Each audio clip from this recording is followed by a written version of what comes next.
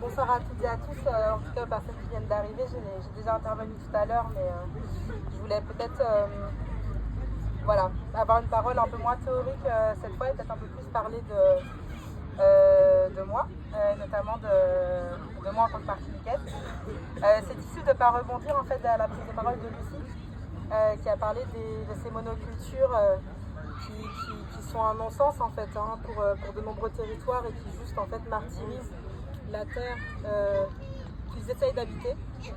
Et en fait dans cette question de comment habiter la terre autrement, il y a aussi celle de est-ce qu'on nous donne aussi le droit d'y habiter en fait, d'y vivre. Du coup je vais peut-être être un peu moins structurée que d'habitude, mais moi il faut savoir que j'ai grandi en Martinique, Malcolm aussi d'ailleurs. On a trop d'Antillais dans l'OTF.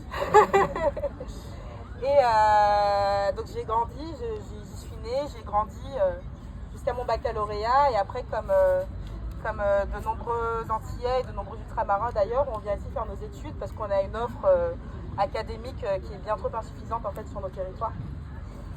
Et pourquoi je vous parle de tout ça? Parce que nous en Martinique et aussi en Guadeloupe, on a cette question assez viscérale et déshumanisante qui nous concerne, qui est celle du chlordécone, dont vous avez peut-être entendu parler, qui est probablement un des plus gros scandales sanitaires contemporains en France, qui est celui de la contamination de 92% de Martiniquais, de 95% de Guadeloupéens par un pesticide qui s'appelle le chlordécone. Et en fait, qu'est-ce qui se passe avec ce pesticide-là? C'est que finalement, on a voulu réorienter l'ensemble d'un métabolisme d'un territoire, à la fois ses terres, à la fois ses cours d'eau, à la fois ses êtres vivants, à la fois les humains qui y habitaient, qui travaillaient la terre. On a orienté tout ce territoire vers quoi? Vers le profit en fait de quelques-uns, vers les besoins des colonisateurs, vers l'envie de manger de la banane. D'ailleurs je ne vous comprends pas, la mangue c'est bien meilleur. Pourquoi la banane?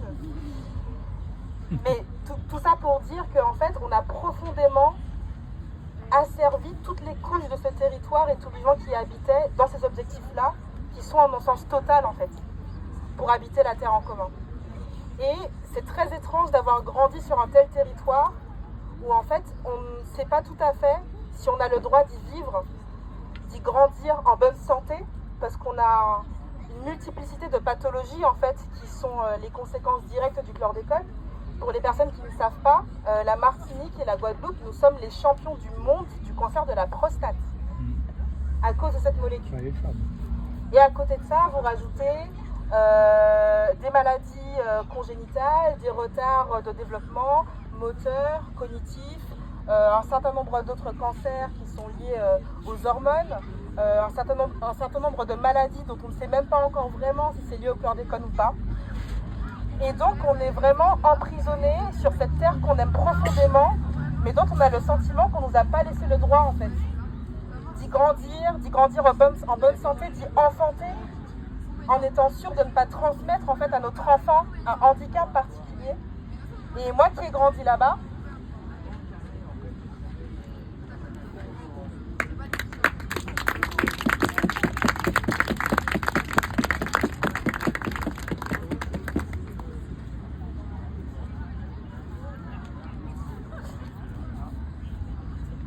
en fait, c'est d'une telle violence de savoir qu'on nous enlève tout ça.